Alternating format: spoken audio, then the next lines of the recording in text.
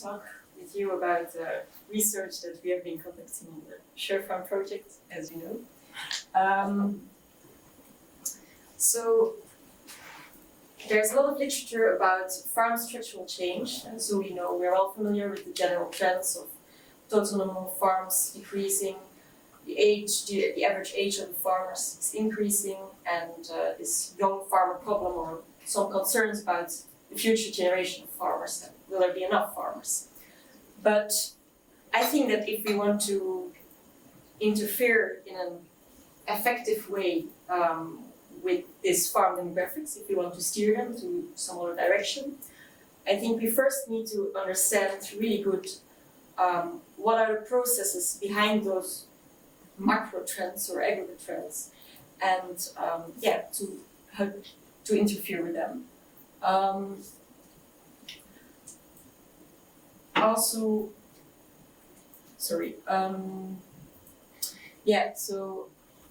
that's what we did.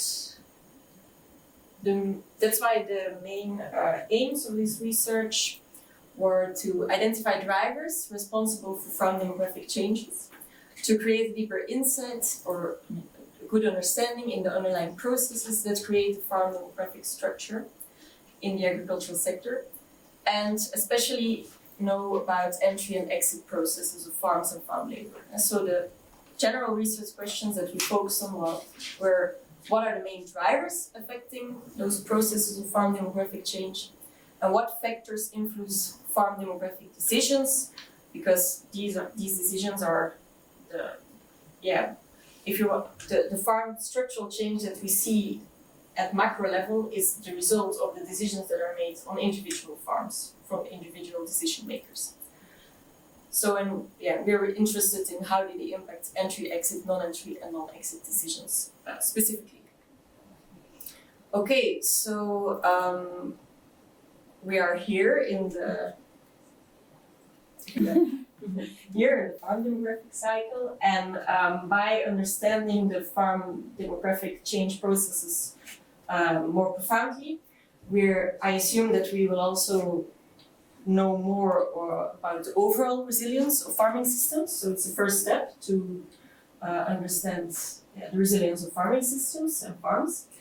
And by searching for driving factors that shape or that have an influence on farm demographic change processes, we also, the factors or the attributes, we try to know something more about them. So how did we do this? Just like was said before in the previous presentations, we worked with 11 different case studies that are simply kind of illustrating the variety or the diversity that we have in farming systems throughout Europe. So, because the macro trends that I told you about, they're very similar throughout Europe, but the processes that are behind them could differ between different European regions or agricultural sectors. So that's why we worked with very, very different case studies.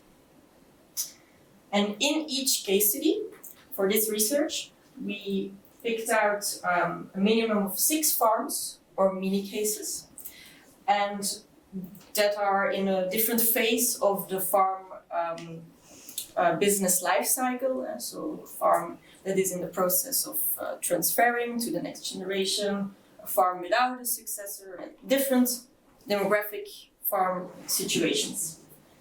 And then we interviewed on each of those farms or mini cases all the farm stakeholders that played an important role in this specific situation that the farm finds itself in. So it was a method of purposive sampling.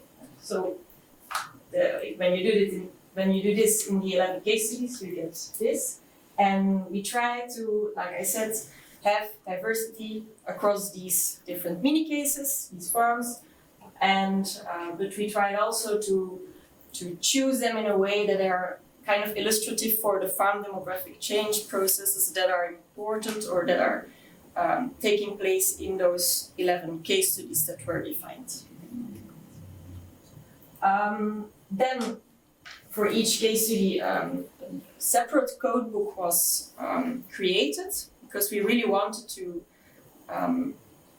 let the results arise from the data. It was not really the purpose to make a comparison, but rather to, in the next step, try to find if we see some emerging themes or higher conceptual themes that are similar or very different across these 11 case studies. Then again, this was a total of 86 of those mini cases of farms that are involved in the sample and 157 interviews. But I'm going to the results. So this is the framework that came out of it, and I'm just going to go through it with you step by step. So first, this square here. When we were trying to structure and understand how all those different factors impact farm demographic change processes, we first defined 3 conceptual stages. Conceptual because they helped us to see, okay, these type of factors are more important in these and these sub-processes or stages. And so imagine farm demographic change process, it's dynamic, think of what Ika told us before. But at some point you get the older generation making the decision to let it go, give the farm to the next generation, or not to do this, and the generation after him decides to either take over a farm or not. And then, when this decision is made, you get a stage, so these are representing 2 different generations. The stage of farm development. I call it this way because it represents the phase of the career of the farmer during which he or she unfolds the farm in terms of organizational structure, and during which the formation, so the stage, the formation of the successor identity of the next generation can be formed. And then, when this is completed, this stage of formation of a successor identity, then you get the stage during which the farm is transferred from the one generation to the next generation. So this stage, as you will see, the first stage is very important because here an individual identifies his or herself as being a successor. Okay, but now about the factors that impact those sub-processes or stages. First, the individual sphere of influence, I call it. So this sphere contains factors that are very specific to an individual. So for example, personality determines decisions that are being made during each of those stages. And we saw that the identification, the self-identity as a farmer is very important to go through the first stage. And then ability to cope is, well, when respondents were talking about farming, it was perceived rather negative because of the combination of hard work, risk of low remuneration, no time to go on vacation, of not so much leisure time. So it was perceived as a negative thing, and we saw that the way in which farmers coped with this really had an impact on how they encourage or disencourage the next generation in their decision making and how they manage the farm. So these are 2 quotes from our respondents that are very nicely illustrating what we found in all the 11 case studies, and that's that the self-identity, as I told you, is very crucial. And it's way more important than, for example, monetary incentives. Farming is more perceived as it quickly becomes a lifestyle choice. And secondly, that being a farmer is also associated with building your life in the countryside. And that's an important one to remember. Then the second sphere of influence is on the farm level, or in Europe that means often the family level. So on the one hand, we have interpersonal relationships between those actors on those farms that are very important in shaping or directing the farm demographic decisions. And so imagine a farmer and his son, and the classical example, having very different visions about the future of this farm, or just not really fitting in terms of farm management, then this might have some impact on in the succession process, as you can imagine. Or the other way around, a good support of the current farmer can really enable the next generation in making the decision or in going through the succession process. On the other hand, we have farm characteristics that are interfering with farm demographic decisions by building the conditions in which those decisions are made. And then we have the farming system sphere of influence. And here again we have factors relating to the production factors, labor, capital, and management that are relating to the agricultural sector that we're focusing on, and that are again shaping the conditions in which the farms in the farming system have opportunities. For example, we saw that in some case studies, access to land or access to credits, this was very different in the different case studies and interfering with especially the succession process, but also with the farm development process. And also imagine being a potential successor and there's no much land availability in the farming system, or the pressure is really high and you see not so much expansion opportunities, then this might make you think twice about your decision to take over this farm. Then about the legal framework, I want to mention something because it was a really consistent theme across the 11 case studies. So we saw that basically the administrative burden had a negative effect on job satisfaction, and in this way farmers could disencouraging the next generation in going through the processes. This is a quote from a UK farmer, and he's actually saying that the farming system is changing in terms of technological evolvement, and that this has a very direct impact on just labor demand in this farming system. So that's why it's also interfering with farm demographic change. And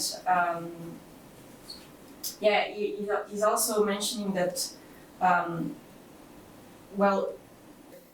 this can really enable the farmer during the farm development stage to by being born on the farm or being involved with the farm work. This can provide the person with tacit knowledge and skills that helped in making these decisions. So this quote is saying that people from outside family farms might not know what's going on there, so that we should work on it. And then there is a society sphere of influence containing more general themes that are maybe not only specific or important in the agricultural sector, but we saw that they are important. So the embeddedness in the local community, the way the farmers, again, relationships, interpersonal skills are important here. For example, farmers saying that the role of the neighbors is important, the contact with the other farms, and this can also be, it's very social, for example, again, for labor or land in the future, the relationships are very important. And then balance in societal context, so our respondents perceive that other civilians are the farmers are often the bad polluters, and this is hard to cope with. This is a quote from a Dutch farmer stating, "When I'm abroad and I tell that I'm a farmer, we feel a lot of appreciation, but sometimes when I'm in the Netherlands, I rather do not mention that I'm a farmer at all." So this also affects pride and job satisfaction, and we saw that it's important. Okay, so to conclude, first of all, these two first spheres that I've been talking about are containing factors that are very specific for an individual or a specific farm business situation, and so they are factors kind of internally or influencing farm demographic decisions from within the farm system.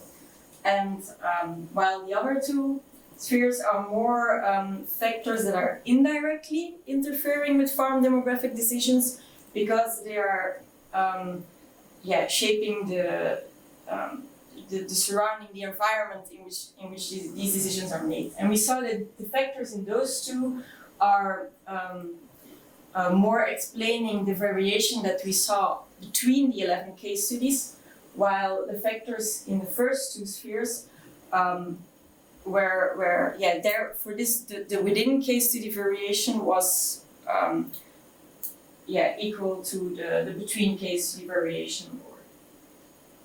It's very the point is that farm demographic change processes are very farm specific things, and